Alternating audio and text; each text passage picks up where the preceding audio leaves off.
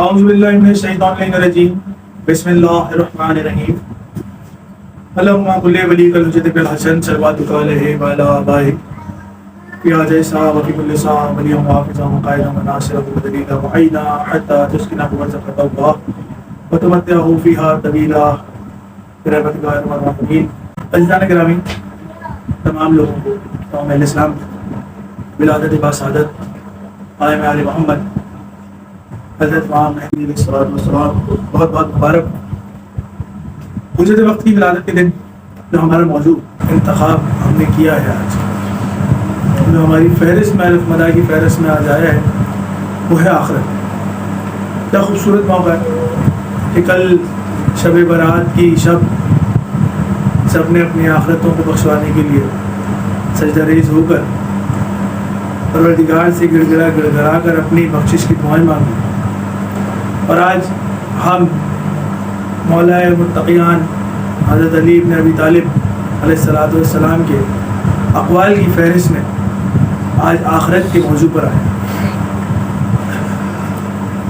تاخیر نہ کرتے ہوئے آخرت کے موضوع کی ابتدا کرتے ہیں۔ یہ موضوع بڑا طویل ہے اور اس کی شارٹس میں آپ کو کچھ تفصیلات مل جائیں گی، باقی مکمل ویڈیو کے لیے آپ کو ہمارے یوٹیوب چینل یا فیس بک پر اس کو دیکھنا پڑے گا۔ مولا علیہ السلام فرماتے ہیں کہ آخرت باقی اور دنیا فانی میں امتیاز نہ کرنا بہترین نظر، یعنی کہ عمدہ سوچ ہے۔ آخرت تمہارے رہنے کا گھر ہے، بس اس کے لیے وہ سامان تیار کرو جو ہمیشہ تمہارے کام آئے۔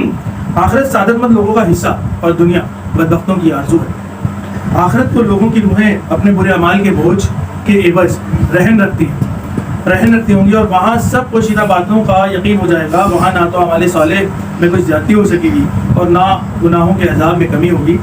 آخرت کے اعمال کے ذریعے سے دنیا کو تلاش نہ کر اور دنیا کو آخرت پر اختیار نہ کر، یہ منافقوں کی خصلت اور دین سے بے بہرا لوگوں کی صفت ہے۔ آخرت کے لیے مومن کا توشہ تقویٰ اور پرہیزگاری ہے، اور دنیا کی زیادتی سے آخرت میں خرابی اور خواری ہے۔ آخرت میں حساب ہوگا اور وہاں عمل کا کوئی موقع نہیں ہوگا۔ آدمی دنیا فانی سے روبردان اور خاطر برداشتہ اسی قدر ہوتا ہے جس قدر اس کو آخرت کا یقین ہو۔ اپنی آخرت کے لیے کوشش کر کہ وہاں اچھا ٹھکانہ ملے، اور آخرت کو دنیا کے عوض مت بیچ۔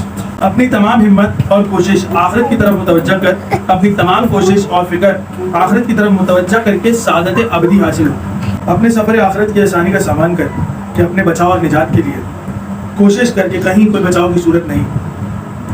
اگر اللہ تعالیٰ اور آخرت کے ساتھ تیرا یقین ٹھیک ہوتا تو آخرت کی باقی رہنے والی نعمتوں کے عوض دنیا کی فانی چیزیں کبھی اکٹھا نہ کرتا، اور اعلیٰ درجے کی چیزوں کو کم درجہ اور بالکل نکمی چیزوں کے ساتھ کبھی فروخت نہ کرتا۔ بے شک تم صرف آخرت اور بقا کے لیے پیدا کیے گئے، نہ کہ دنیا اور فنا ہونے کے لیے۔ بے شک تم کو آخرت کی طرف لوٹنا اور بارگاہ خداوندی میں پیش ہونا ہے۔ بے شک تو آخرت کے لیے پیدا کیا گیا ہے، بس اس کے لیے عمل کر، اور بلا شک دنیا کے لیے پیدا نہیں ہوا، بس اس کی رغبت کو چھوڑ اور اس سے منہ پھیر۔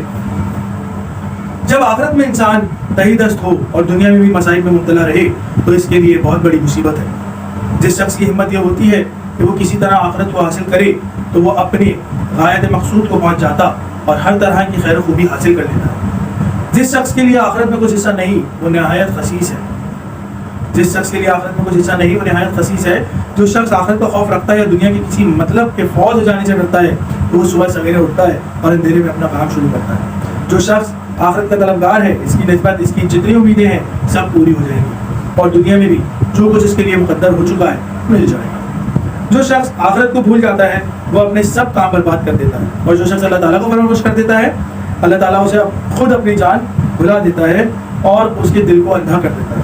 جو شخص آخرت کو زیادہ یاد کرتا ہے اس سے گناہ بہت کم سرزد ہوتے ہیں۔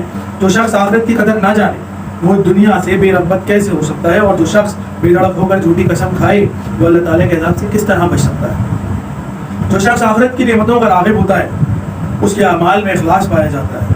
جو شخص آخرت کی نعمتوں کا متمنی ہے وہ جب تک دنیا کی مرغوب چیزوں کو نہ چھوڑے گا تب تک نعمتیں حاصل نہیں کرے گا۔ جو شخص آخرت کی نعمتوں کی خواہش کرتا ہے وہ دنیا کے تھوڑے سے مال پر صابر ہو جاتا ہے۔ جو شخص آخرت کے اعمال کے ساتھ دنیا طلب کرتا ہے تو وہ اپنے مطلب سے بہت دور رہتا ہے۔ جو شخص آخرت کے لیے عمل نہیں کرتا تو وہ اپنے دل کی امیدیں کبھی حاصل نہیں کرتا۔ جو شخص تجھے آخرت کی طرف بلاتا اور اس کے لیے عمل کرنے میں مدد کرتا ہے وہ تیرا مہربان دوست ہے۔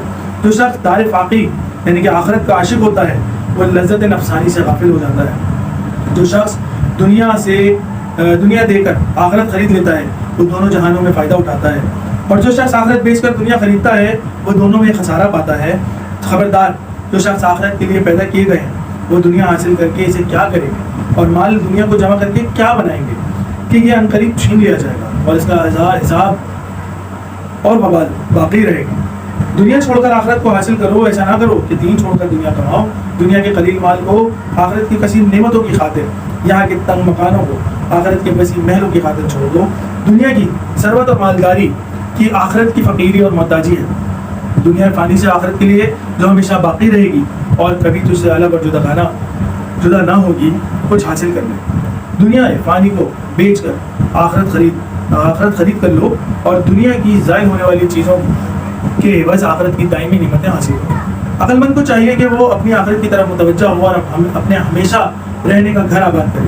کوئی شخص آخرت کی عزت اور مراتب عالیہ کو مندرجہ ذیل 3 چیزوں کے بغیر حاصل نہیں کر سکتا. نمبر 1 اخلاص سے عمل.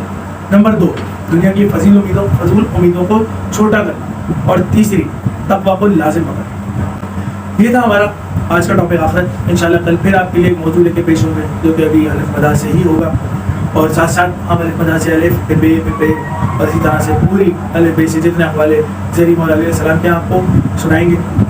دیکھتے رہیے, سنتے رہیے, لائک کیجیے, شیئر کیجیے, سبسکرائب کیجیے. اپنا خیال رکھیے گا اور ہمارے لیے بھی دعا کیجیے گا. بالخصوص ایک سورہ فاتحہ کی درخواست ہے. میرے والدہ سیدہ فاطمہ زہرا, ابن سید اعجاز حسین بنت سید اعجاز حسین زہری, اور میرے والد سید علامہ جعفری میں سید اللہ حسین. بہت بہت شکریہ.